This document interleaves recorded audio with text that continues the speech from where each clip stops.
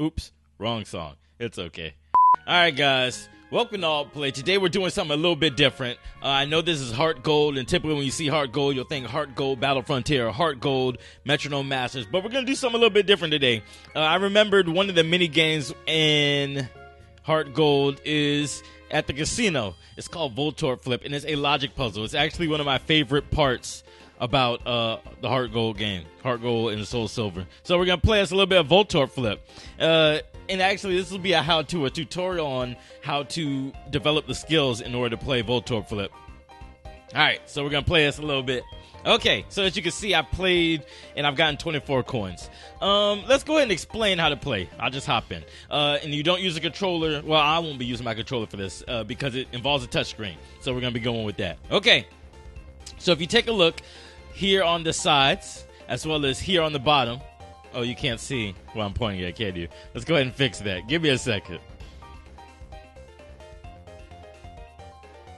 Which one is that? That's the top one.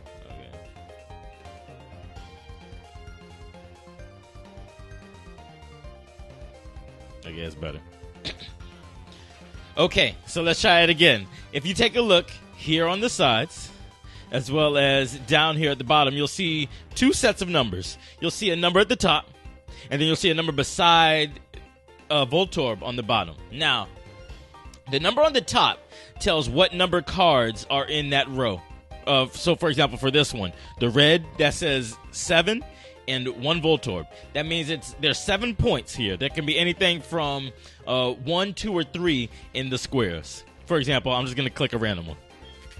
In this square, there is a 1. So that's 1 point already. So that means there's 6 more points that are unaccounted for here in this row. The problem is we can't just click all of them, because if we click a Voltorb, then the game's over. We don't win anything. And there's 1 Voltorb in this room somewhere. In this row somewhere. So that means there's 6 more points here under these uncovered spaces, and there's 1 Voltorb somewhere. Now, it's not just a guessing game. It's not like Minesweeper, which also isn't just a guessing game. You can use logic to figure out where it is. So let's look at some other rows. Let's look at the green row right below the red row.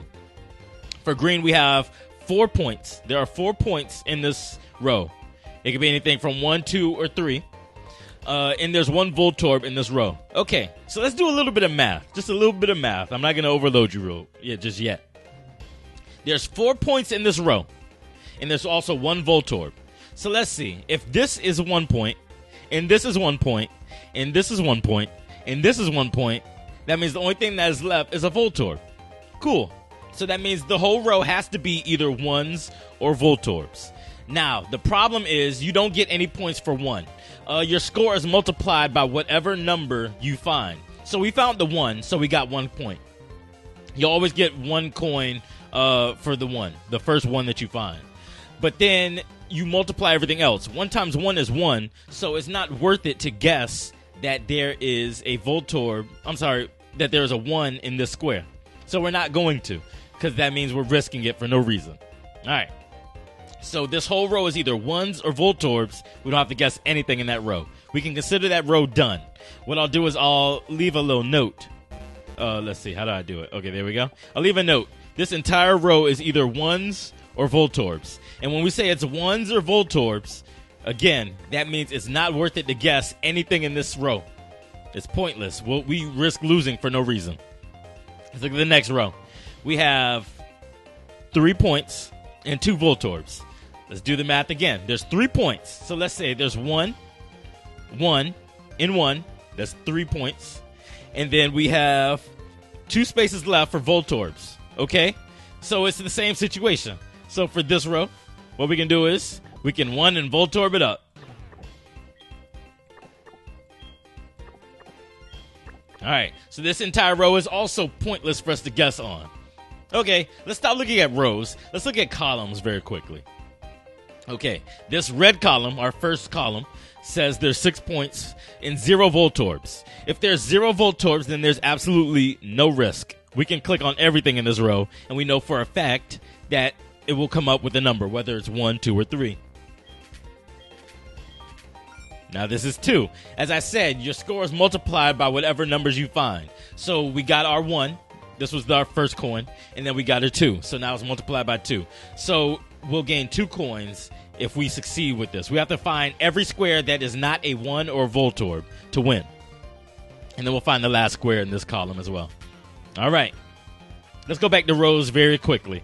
You can see here that this purple row also says 6 and 0 Voltorbs. Again, there's no risk, so we can go ahead and click on every single square. There's our 2. Now our score is multiplied by 2. Instead of 2 coins, we'll get 4 coins. And then our last square. All right, so now's where the logic part comes in. Now you're using a little bit more logic because we found everything that we know definitely is risk-free.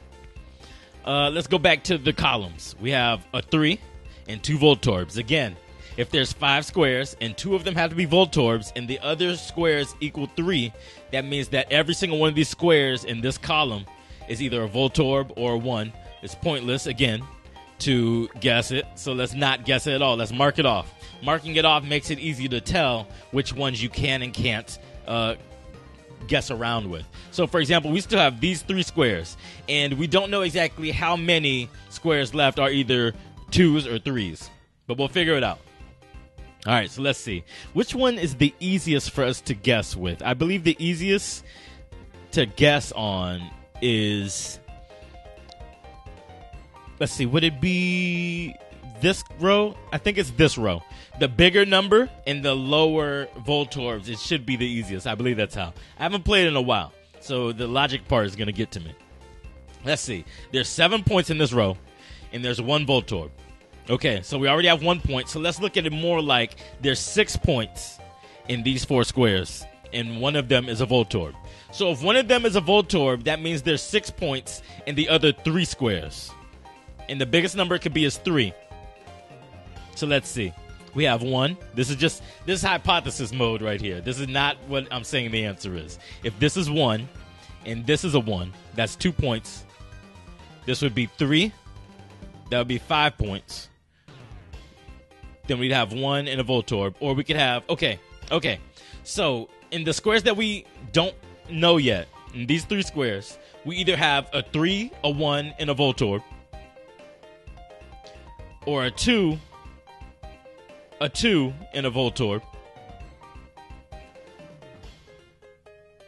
And I believe that's all the possibles. Or we could have a 3 and 2 Voltorbs because of this square. Okay. This one's hard. What I'll do is I'll mark it off. These could be potentially everything. Every square here can potentially be everything. So now I'm not going to do this row just yet. I'm going to instead go to this row, this column, the blue column, 7 and 1 Voltorb. We have 2 points here, which means that there's 5 points left in these 4 squares. There's 5 points in these 4 squares. So we do have to find one of them. That's actually hard too. Let's mark these off. All right, I'm going to go to the blue row with 5 points and 2 Voltorbs. We have a 2, so that means there's 3 points left in these 4 squares. And 2 of them are Voltorbs. If 2 of these are Voltorbs, I'm thinking this one is a good square. I'm going to guess it. All right, this is a 1. I risked it for nothing. There's 3 points. 2 of these are Voltorbs, and the other is 2 points. 2 of these are Voltorbs, and the other one is 2 points. So this one can only be a Voltorb or a 1, so this square has to be a Voltorb, so we know not to click this one ever. All right, so one of these is a Voltorb, and the other is a 2.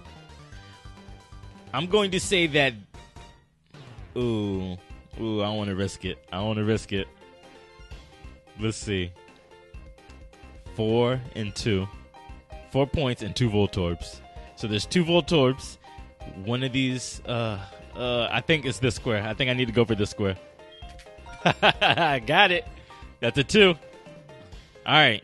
So that should make the rest of this easier. If this is 2, 3, that means there's 1 point left and the other is a Voltorb. This square is not worth guessing because it's either a 1 or a Voltorb. Let's see, we have 2 and 1, so that's 3 points. That's 3 points. We have 3 points, so that means in this row, the blue row, 2 points. One of these has 2 points, and the other 2 are Voltorbs. So this is the good square. All right. Man, what are we missing? We're missing up here? Okay. We have, in this yellow column, we have 5 points and 1 square is a Voltorb. 5 points, 1 square is a Voltorb. So let's see. This is 3, so we're only missing 2 points. 2 points and 1 is a Voltorb. This column is no longer worth guessing, is it? Because we have 3 points. We need 2. We need 2. So one of these is a Voltorb and the other 2 are 1s. So we can go ahead and get rid of all of this.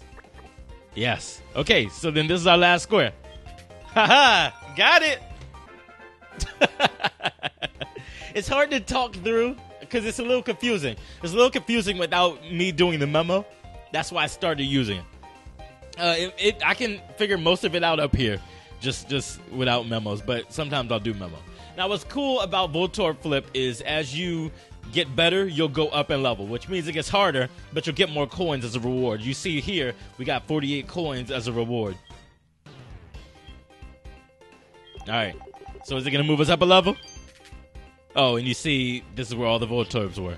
Every square that flipped over was either a Voltorb or a 1. Again, if it's only a Voltorb or a 1, it's pointless to guess what it is, unless you absolutely need to figure out that's a 1. All right, so we're going to level 2. All right, so we're back with more Voltorb Flip. I actually had a call come up, so I had to pause the recording real quick, but it's fine. We can redo level 1 just so you get accumulated. You get fancy and familiar with Voltorb Flip. Let's play again. Okay. So, these are our rows, and these are our columns. Let's take a look. Where's a good place to start? I'll give you a second to figure that out yourself. Where's a good place for us to start? Okay, so we have a couple places that we can actually look at first. We can look at the red row with 8 points and 0 Voltorbs. Again, 0 Voltorbs mean every square in this row is safe. We can click on every square in the red row. We could also start with the green column that says 5 points and 0 Voltorbs. Again, 0 columns means that, I'm sorry, 0 squares means that column is completely safe. So let's go ahead and click every single one of these. Because this is an 8, that means there's a 3 here, so this is 5 points already. There's 2, so it's 3 times 2, so 6 coins. And then we can go to the 5 points. Again, if a column or row, if the numbers add up to equal 5, then that means it's all 1s or it's not worth really clicking them all. But for the sake of seeing what it is, we can click all of these. All right. Next. Where could we go next? What's our next clue to which squares need to be clicked? Again, I'll give you a second to figure it out yourself. All right. So, if I wanted to be completely safe and use all the knowledge that I have, then I would know that the green row with 3 points and 2 Voltorbs is a row that I don't want to touch at all. Again, if you add the numbers up and they equal 5, that means that row is only filled with 1s and Voltorbs. It doesn't make sense to click on them because I'd be risking exploding for no reason. You don't get points for 1. Your coins are multiplied by the numbers that you get. So 6 times 1 is still going to be 6. The same thing can be said for the blue row, which has 4 points and 1 Voltorb. 4 plus 1 is 5.